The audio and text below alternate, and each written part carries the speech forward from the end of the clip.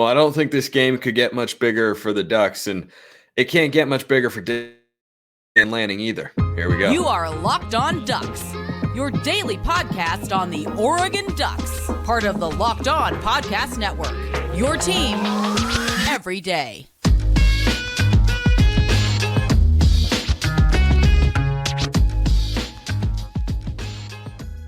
Yes, it is that time once again for Locked On Ducks. I'm your host, Spencer McLaughlin. Thank you so much for making this your first listen or your first view of the day. Part of the Locked On Podcast Network, your team every day, and your number one source to stay up to date with the Ducks. If you have not already, please like, comment, subscribe, rate, and review. Please and thank you wherever you listen to or watch this show on this Championship Friday. Today's episode is brought to you by FanDuel. Make every moment more right now. New customers get $150 in bonus bets with any winning $5 moneyline bet. That's $150 if your team wins. That can include the Ducks if you so choose. Visit FanDuel.com/lockedon to get started. So it's the day of the game. I tell you, if Oregon wasn't playing in this game, there'd be plenty of transfer portal discussions.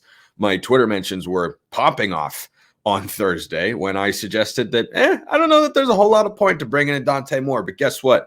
Fortunately, we're in a position where that is not the content that is driving the show today because Oregon is playing for a Pac-12 championship. And just remember, for all the many months that we'll talk about portal and recruiting and roster development and player development and coaching and all that good stuff, it's all to create an opportunity like this that's right in front of us. So as Duck fans, I encourage us, focus on the present, and that's the Pac-12 Championship Game.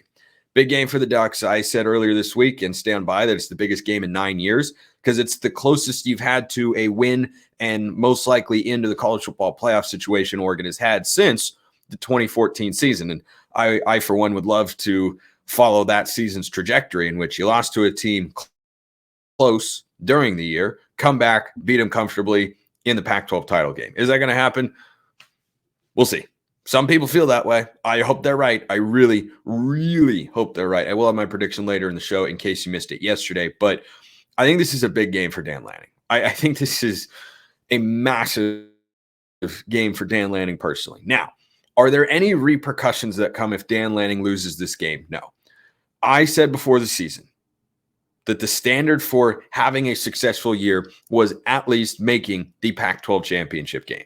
Oregon has accomplished that feat. Will it be disappointing if Oregon does not win on Friday night and has to settle for, in all likelihood, a New Year's Six bowl that is not a part of the college football playoff? Yes, that would be disappointing because this team is good enough to get to the college football playoff and make some noise.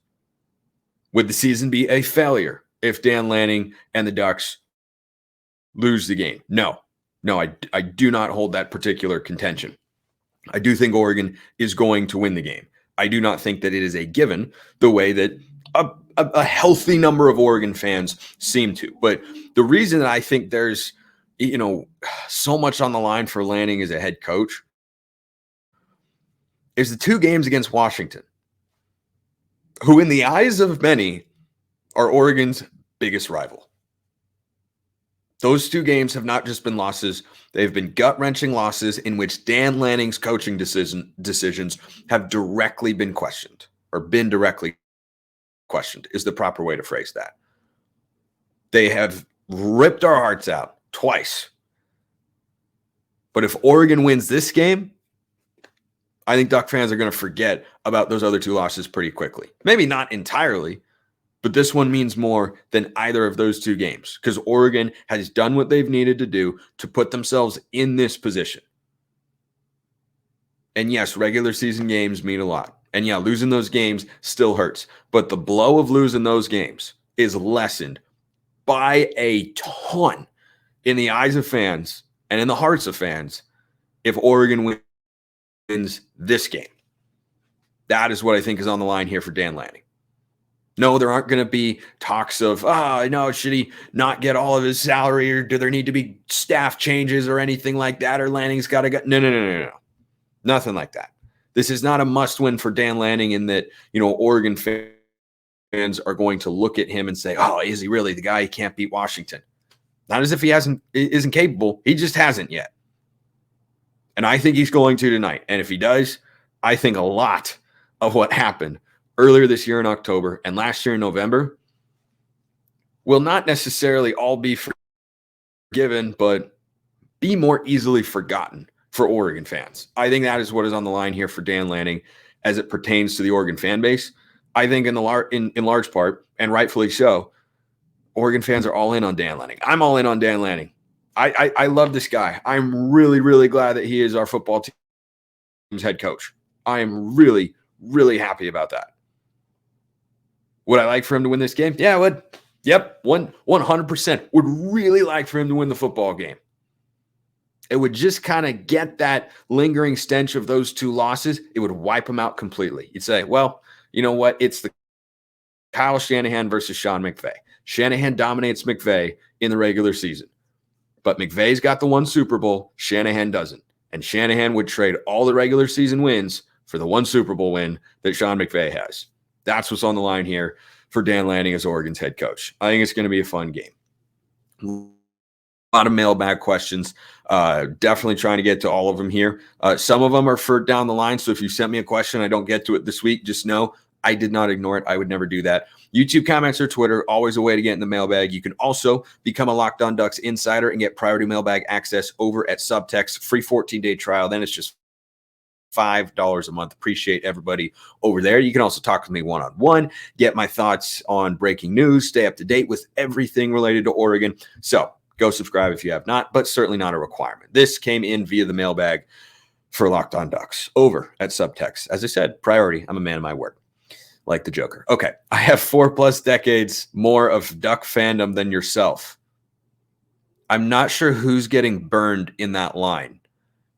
You because of your age or me because of my youth and inexperience. Anyway, but I'm very interested in your thoughts here. If I had to rank one, my best Duck football team ever, and two, my favorite Duck football team ever, I would have to say the current team ranks number one, both categories: players, coaches, staff. Scott Anderson. Your thoughts? Deep breaths. Go Ducks. I've been trying to take a lot of deep breaths this week, and I'm going to need to take even more tomorrow watching the game at Allegiant Stadium. I'm going to be I'm going to take a lot of deep breaths. I agree. I don't think I can rank this team all time. I mean, they're certainly one of the best of my lifetime as an Oregon fan. There's no doubt about that. I don't think you can rank them as one of your favorites until you see what they do in the postseason. You know, I mean, like there is an element of that because this is something that Oregon football has been chasing for a long time. They haven't gotten over that hump, and we'll see if this team ends up playing for a national championship or if they lose to the Huskies in disappointing fashion and close fashion again. And then you look up and you go, well, I'm playing for a Fiesta Bowl and a chance at a 12-win season, but it's not the year that we were looking for.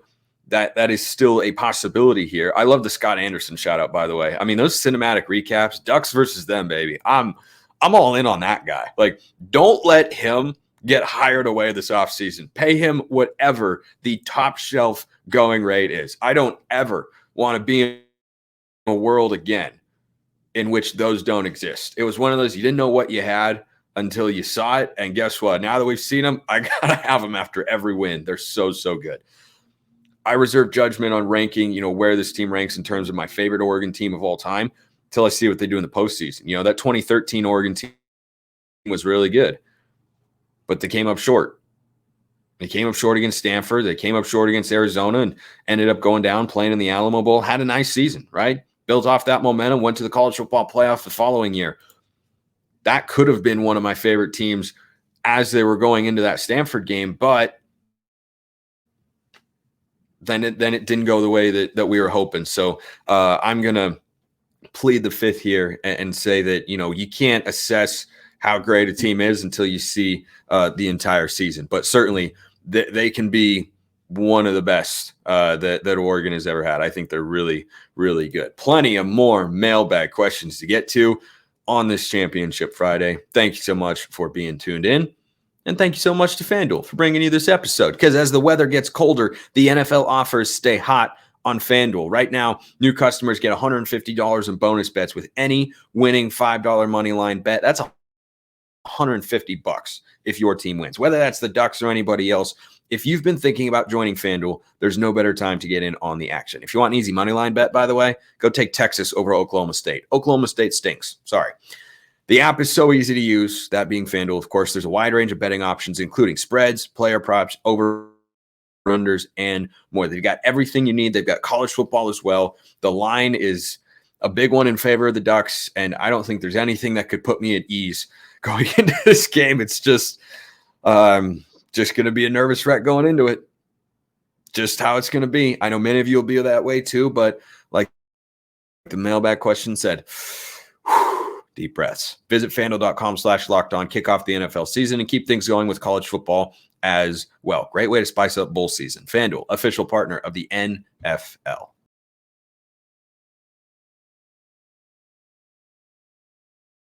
To steal a Bo Burnham line, labelless water. Nothing tastes better than not getting sued. Not that would happen, but it's a good joke. All right, continuing through the subtext mailbag here. Follow-up question for the mailbag. After listening to your all-time starting 22, who are the coaches? By the way, Haloti not a big whiff on my part. Everything else up for debate. Haloti not was a whiff. Who are the coaches you would bring on to lead that team? You don't have to go full depth, but who are your head coach, offensive and defensive coordinator? If you want to or have time, what assistants would you bring on staff? We'll just go those top three coaches. Head coach, man. Would you rather have Chip Kelly at his peak or Dan Lanning right now? I think recency bias would tell you Dan Lanning right now, but I don't want to sit here and sleep on what Chip Kelly was at his peak. And I think that depends on the era. You know, like, is it Chip Kelly before everybody else starts doing Chip Kelly things and he's ahead of the curve? I don't know. That's tough. I think as defense coordinator, give me Nick Aliotti forever and always. That guy. If you give him this talent that Dan Lanning, the staff have assembled, I think they'd be at least as good, maybe even better. I think Aliotti was brilliant as a defensive coordinator. How about Lanning as the head coach and Chip as the offensive coordinator? 2010 Chip. How about that? Yeah, I'll go with that. I love Will Stein, though. Man, Will Stein is really, really good. All right, this question from Joel. How did your assessment of the spring game compare to how the Ducks are playing now going into the Pac-12 Championship? This is a fascinating question. So, when I think back to the spring game, I thought I saw a defense that was much improved. And, it was an offense that you then inherently start asking questions about, like, oh, is the offense not any good? Is it taking a step back? But I thought that with the personnel they had, Bo Nix, the receivers and the running backs they had, that they were going to be just fine. That's turned out to be really true. But I thought the defense looked faster, and I thought the defense looked better and more capable getting after the quarterback.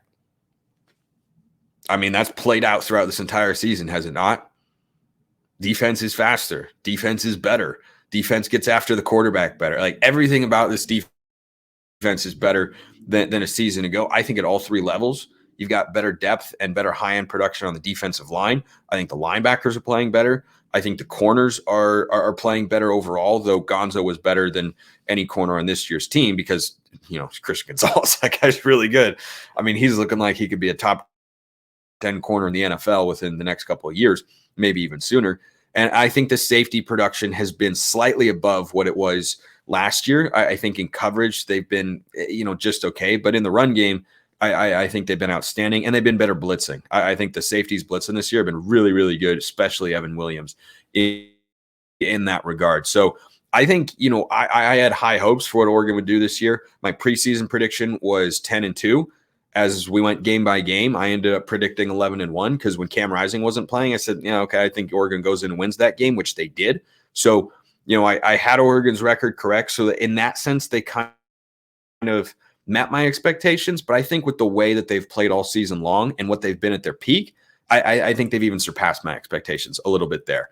But I think that it just goes to show you the spring game can tell you quite a bit. Question from Blazer Duck here, a regular question asker, and I believe in every day are out there. Appreciate all of you. One bold prediction for the offense and for the defense in the Pac-12 Championship game. Let's start defensively. I think a bold prediction that is reasonable and can come to fruition if Oregon plays the way they are capable of. Defense holds Washington to no more than 24 points. I think that with the way that Washington is getting healthy in their receiving core, we don't really know what's going on with Michael Penix. I'm not going to sit here and speculate. And by the way, I said under 24 points, not at 24 points, under 24 points, as in 2 touchdowns and 3 field goals. I think Husky fans would see that as a bold prediction. I think that if Oregon's defense plays well, they can hold Washington to under 24 points. And if they play at their peak, they can hold them under 20. Doesn't mean they will, but that is a bold prediction that is absolutely feasible with the way Oregon's defense has played this year and the way they've played in the second halves this season as well. Offensively, my bold prediction is, I don't know about like super bold, but it's that Bucky Irving pops off. So Oregon's running game quietly has not been great the last few weeks. We've offensively been very reliant on Bo Nix, and he's throwing the ball at a really high level. But Oregon, I feel like they're due to have a big running game, and Washington has not been able to stop Bucky Irving, who was bottled up last week. I think he's going to run with an extra purpose. He's not going to try and do too much, get downhill, make 1 or 2 cuts. Don't try to make 3 or 4, and don't do too much stop and start. I think that if he does that, he'll run through the Washington tacklers who have not been great this season and who have not been great against Oregon as well. I think Bucky Irving goes for 130 yards on the ground. Next question here from Casey. Another one for you. Do you think there's any advantage for Oregon at all, having basically played elimination games since the loss to Washington and already being used to that extra pressure compared to Washington, who this is now their first real quote-unquote elimination game, not having faced the same kind of winner-go-home situation? It's an interesting premise. It is an interesting premise. I don't know that it's directly applicable. I see what you're going for, but here's the thing with Washington. That would make it seem as if they have played every game and had every result go in such a way that they haven't really felt any pressure. They've just kind of been coasting, knowing, we can lose this one, we can do that. Never really gotten that sense from them. That's why they're 12-0. First Pac-10 or 12 team to go 12-0 since Oregon did it back in 2010 when it was the Pac-10. And they're the only team to ever do it in the Pac-12. So I think that for Washington, though, there is certainly the possibility that they're emotionally drained. I mean, week after week after week, having to slug it out, it wears on you. It wears on you, and that's why if Oregon gets off to a hot start, I think they can roll. That's an if. Oregon's got to avoid penalties, maybe not kick the ball out of bounds and give the Huskies the ball at the 35-yard line. Instead, try and back them up inside or close to their own 20.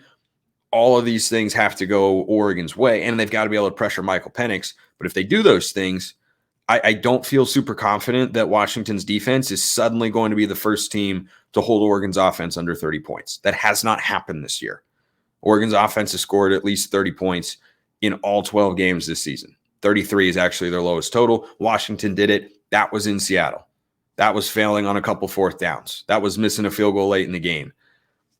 This is a neutral site, and that is that home field advantage, which I think won Washington the game, is nullified at Allegiant Stadium, which should be about a 50-50 crowd. I think that Oregon, if they play at their best and Washington plays at their best, Oregon wins. 100%. I feel that way.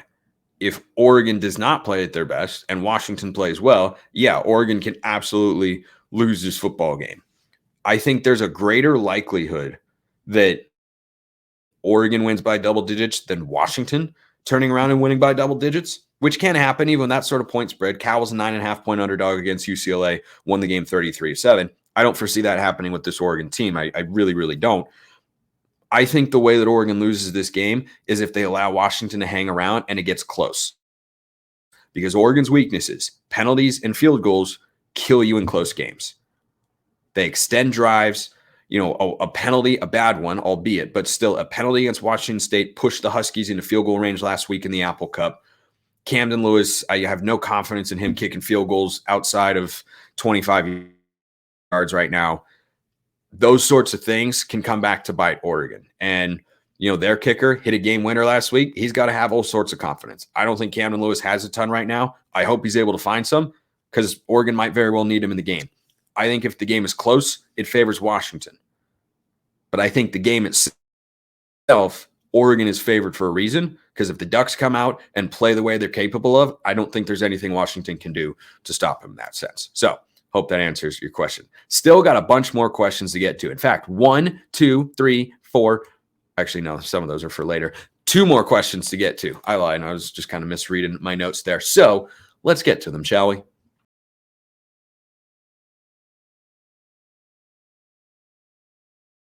And by the way, for those watching, yes, I am live from my hotel room in Las Vegas, and I am so excited. I hope to see a lot of you at the alumni tailgate tomorrow. That is where I will be, and that's at 2:30 to 4:30, I think, and then the game is at 5 o'clock. And hope to see a bunch of you there. If you see me, by all means, come up, say hello. Would love to meet any and all of you over at Allegiance. So 2 more questions to wrap up today's show. Hey, Spencer, what players do you foresee entering the portal?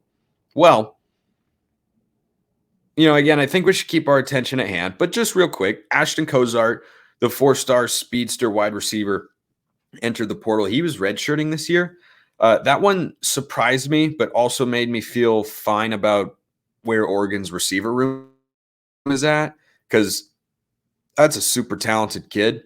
If he doesn't think he's going to be in line for playing time, Oregon's going to have plenty of receivers next year, and plenty of good ones. And, that could include Kyler Casper and Jerion Dickey blossoming into their full potential. That could include, Tez Johnson and Trayshawn Holden, Gary Bryant Jr. coming back. Troy Franklin, of course, will be off to the NFL. I think we all expect that. But, it's kind of hard to say who I could foresee going into the portal. I think the biggest potential candidate would be Ty Thompson, but we don't really know what's going to happen in that quarterback room. And I don't see a world in which you have any major players leave Oregon. And here's the other thing, too. Think about all the transfers that left the program last year. Who was the most impactful transfer from the previous year's team that would have had a role on this year's team? Probably Keith Brown, maybe Sean Dollars. With the way Oregon's running back depth is gone, Dollars would probably be the number 3 running back right now. I suspect he was last year. I think he would have been again this year. But my takeaway on transfers is I trust Dan Lanning and that staff and that entire coaching staff and player personnel department when it comes to the portal. They have done nothing but earn the right to have our trust on whatever moves they make. There was a hilarious exercise going around on Twitter a few days ago. Go to an initial post in which Bo Nix announced he was transferring to Oregon, and someone, in the media space putting that up. Go look at a lot of the replies. Plenty of negativity on there. Was not everybody. Absolutely was not everybody. There were plenty of them, though. It's easy to live in the moment and think, oh, this is all good. I think Dan Lanning knew what he was doing there. Wouldn't you say? Because that guy's going to be a Heisman Trophy finalist here in year 2. And he was in the discussion until Oregon stumbled in the regular season last year. Whether or not he wins it, it'll depend on whether or not Oregon wins this game against Washington. If they do, I think Bo Nix wins the Heisman. If they don't, he'll be a finalist, but he'll lose to Jaden Daniels. Those are the only outcomes that are really plausible at this point in time with regards to the Heisman Trophy. Did anybody, even if you were optimistic about the Bo Nix transfer, have year 2 Heisman finalist on your bingo card? Because I certainly didn't. So I think that the transfers this year have worked out really well. And certainly they don't go 100%. Junior Angulau was a guy who looked like he might be a starter on the Oregon offensive line. He's barely played. So you're not going to go 100%. But the guys that they bring in, the guys that they let go, I don't feel like Oregon, is missing a bunch of them in a huge way. Braden Swinson's having a great season at LSU. Good for him. I'm glad he found a role. Oregon's defensive line is better. By the way, he's having a very productive year on a bad defense. So I think that, whatever guys do end up going into the portal, a Chris Hudson, for instance. Yeah, Chris Hudson was a good player. He'd be a prime candidate to go in the portal. I could totally see it. I'm a Chris Hudson fan. He's been a good player. Can be a good player. I think will be a good player somewhere else if he does transfer. Tez Johnson is better. Flat out. Full stop. He's better. Just is. So I trust the staff implicitly there. Let's wrap up with this one. Last thing I'll say to you before the Pac-12 Championship game, and then I will have a reaction pod here from this very room. Is I'll get that up as quickly as I can. Hopefully it's it's a happy one. This question from Ethan: do you think Oregon struggles to run the ball Friday? The last few games haven't been the greatest run games. The Ducks have had me wonder, or the Ducks have had wonder if we continue to run the ball. All right, well, type on the question, but I get the idea. I think they're going to run the ball well. I don't think it's going to be, Oregon stubbornly committed to the run and they're protecting Bo Nix or anything like that. I think Oregon just fundamentally wants to be balanced. And I think that's when the offense is at its best. And they've done a great job of being more pass heavy the last few weeks. Washington's defense has not been good against the pass. So I think Bo Nix will put the ball up in the air plenty of times. I also think you'll see an early attempt to establish Bucky Irving in the ground game, because with the way this offensive line is played, with the way that this defense is played, I know that Washington's won the last couple games, but if you're a member of that Washington secondary, how can you not look at the prospect of trying to tackle Bucky Irving and Jordan James and going, oh, brother, here we go again, these two guys? Because they were running through tackles in Seattle. They were running through tackles last year in Eugene as well. And I think Oregon's going to be able to run the football. I think they hit at least 150 yards as a team on the ground. Won't be surprised if that number is close to 200. And I think Bo will be over 300 passing yards as well. My final score prediction, by the way, is Oregon 38, Washington 27. I think as long as the Ducks hold the Huskies under 30, they'll win the football game. I don't think it'll be, the sort of game where Oregon has an early big double-digit lead. That's what I'm rooting for, of course. But I think it'll be the sort of game where it goes back and forth. It's a close game, and eventually Oregon wears Washington down a bit, pulls away, and has an 11-point lead. I think that made field goal I'm predicting from Camden Lewis is pretty short, but I think the Ducks will win. I really hope they'll win. I would love for them to cover. I would love for this game to go as many Duck fans on Twitter predict it will go, which is Oregon by 20, Oregon by 30. They're going to blow them out. I would love a repeat of 2014. That's what I'm hoping for. I'll be in the press box. Hope to see a lot of you at the alumni tailgate at 2:30 p.m. Appreciate everyone listening. I'll see you next time. Have a wonderful rest of your day. And as always, go Ducks.